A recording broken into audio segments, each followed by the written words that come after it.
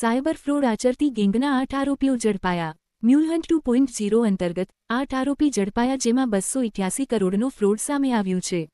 ગુજરાતમાં cyber crime સામે મ્યુલહન્ટ operation હેઠળ મોટી કાર્યવાહી કરવામાં આવી છે. રાજ્યના અલગ અલગ શહેરોમાં રેડ કરીને કુલ 8 આરોપીઓને ઝડપી પાડવામાં આવ્યા છે.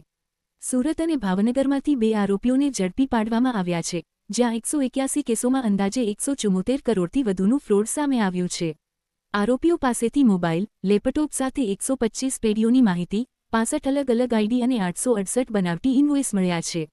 ઊંઝામાંથી ઝડપાયેલા 2 આરોપીઓ સામે 125 ફરિયાદોમાં 114 કરોડથી વધુનું સાયબર ફ્રોડ સામે આવ્યું છે. જ્યારે રાજકોટમાંથી 4 આરોપીઓ ઝડપાયા છે, જ્યાં 26 કેસોમાં 59 લાખથી વધુની છેતરપિંડી સામે આવી છે. આ રીતે કુલ 8 આરોપીઓને ઝડપી 288 કરોડથી વધુનું સાયબર ફ્રોડ નેટવર્ક તોડી પાડવામાં આવ્યું છે. અને 288 કરોડથી વધુના સાયબર ફ્રોડ નેટવર્કનો પર્દાફાશ થયો છે.